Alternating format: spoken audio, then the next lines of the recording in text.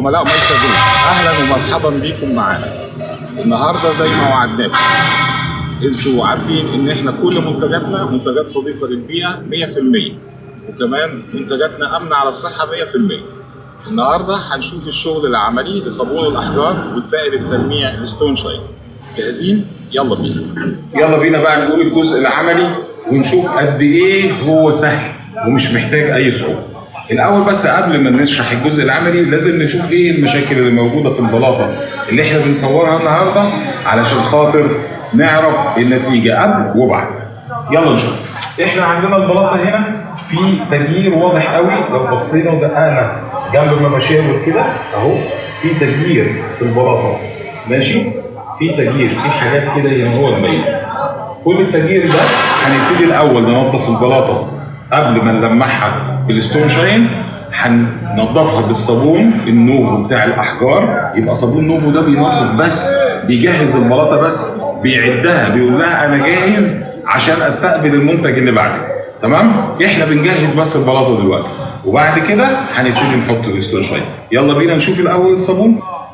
دي عبوه النص لتر بتاعت الصابون اللي هو بتاع الاحجار زي ما احنا قلنا. هيبقى واضح اهو معانا، وواضح اهو مكتوب عليه من ورا ان هو خاص بالاحجار. يعني ما ينفعش اغسل بيه الصحون، ما ينفعش نستحمى بيه، ما ينفعش نعمل حاجه تانية. ده عشان نغسل الجرانيت، الرخام، السيراميك، البورسلين، حجر المايكا، اي حجر، الحجار الصناعيه كمان ممكن بينضفها كويس قوي، الكوريان. تمام؟ يبقى هو الصابون ده مخصوص عشان ايه؟ ننضف بيه.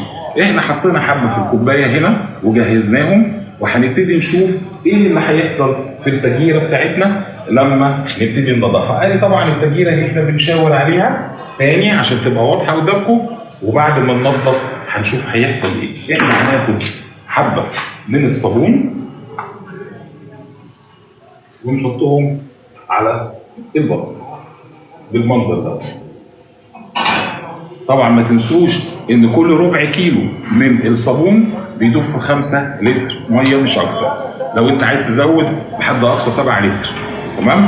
والصابون ده حامي جدا، فاحنا بنقول انا ماسك من بعيد عشان كده بخلي بالي، انما عشان خاطري انتوا يا ريت تستخدموا معاكم جوانتيات واحنا شغالين.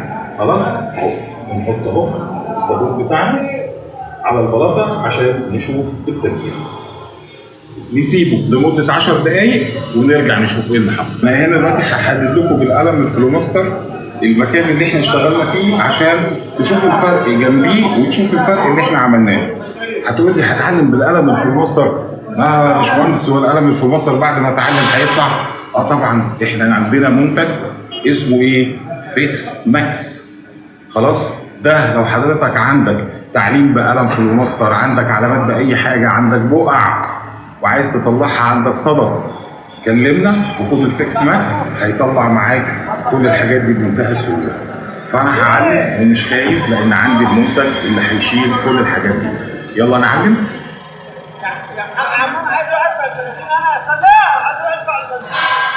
خلاص احنا خلصنا مع بعض المرحله وشوفنا ازاي نظفنا وعملنا ايه بالنوفو احجار. نبتدي دلوقتي نخش بقى على مرحله ايه؟ الستون شاين. طبعا احنا عايزين نتفق مع بعض ونفكر بعضينا ان الستون شاين فيه منه ارقام واحنا كنا شرحناها المره اللي فاتت.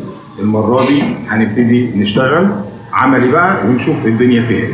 خلاص احنا نظفنا، الدنيا نشفت، بقت جافه تمام معانا، مفيش مشكله. نبتدي نشوف هنعمل ايه. خليكم معايا. احنا بعد ما رجينا العبوه كويس جدا جدا جدا جدا، خلاص جهزنا حبهم اللي هنشتغل بيهم، ومعانا فرشه، معانا قطعه قماش زي دي. ويعني فريق التصوير حتى قال لك ايه القطعه اللي انت جايبها، ما عندكش حته نظيفه؟ لا انا قاصد ان انا اجيب حته زي دي، لان حضرتك وانت موجود في الموقع مش شرط انك هتجيب حته قماش من الجنه، اكيد هتجيب حته قماش كده او كده، بس المهم ما تكونش مليانه تراب ولا طينه ولا حاجه، تكون غسلها وعصيرها وناشفه كويس قوي ونظيفه وتشتغل بيها. تمام؟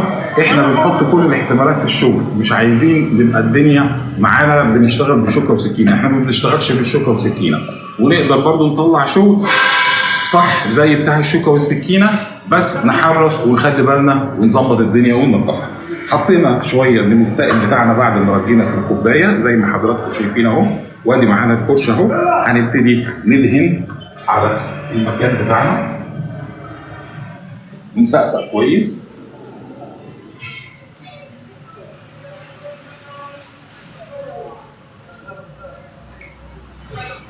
وبعد كده هنسيبه اطول فتره ممكنه، 10 دقائق، ربع ساعه، على قد ما نقدر، علشان خاطر ناخد افضل نتيجه. لان الخامه دي اكيد عطشانه، عايزه تشرب، عايزه تشبع من الماده. سيبها تشبع، سيبها تاخد حقها، وبعد كده هنشوف هنعمل فيها ايه. خليكم معانا. زي ما اتفقنا فات معانا احنا المره دي حوالي ربع ساعه، هنكمل ونشوف. برضو قطعه صغيره، وهنبتدي بالراحه.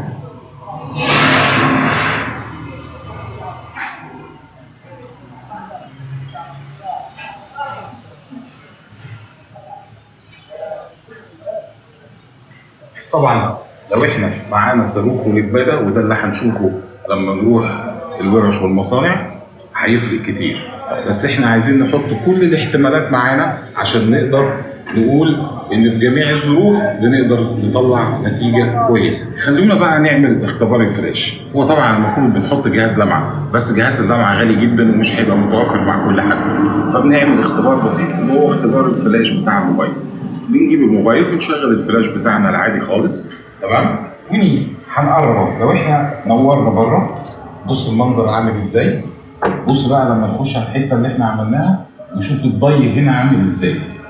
تاني اهو، بص حضرتك الضي هنا بتاع النور وانعكاسه عامل ازاي مع حضرتك، وبص هنا عامل ازاي وانعكاسه، تمام.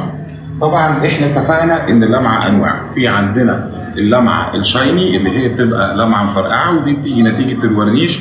واتفقنا ان كل الورنيشات بتدي لمعه عاليه قوي قوي قوي قوي، لكن فرح العمده بتروح بسرعه. لكن اللمعه اللايت او اللمعه المط هي اللي بتفضل قاعده معانا، تمام. احنا بنتكلم ان السوائل بتاعتنا، عشان احنا بنهتم زي ما ورينا لكم في اول الفيديو بان الحاجه تكون امنه على الصحه وتكون صديقه للبيئه وما تضرش الراجل اللي بيشتغل الشقيان التعبان. بنهتم ان الحاجه تكون كويسه. الحاجه الكويسه هي اللي بتطلع اللمعه المط او اللمعه اللايت اللي احنا شفناها، تمام. المره الجايه لما هنروح الورش ونزورها هنبتدي نشوف شغل مختلف تماما، وهنشوف بقى بالصاروخ وهنشوف الدنيا. احنا النهارده بنقول ابسط طريقه تشغيل، بعد كده هنخش في الطرق اللي اكتر من كده. شرفتونا ودايما سعداء بان احنا نكون معاكم ونقول لكم كل حاجه. وزي كل مره هقول لكم اوعوا تنسوا الكمامه، اوعوا تنسوا غسيل ايديكم، اهتموا بصحتكم، صحتكم هي راس مالكم، اوعوا تفرطوا فيها لاي سبب من الاسباب كان. ربنا يحفظكم.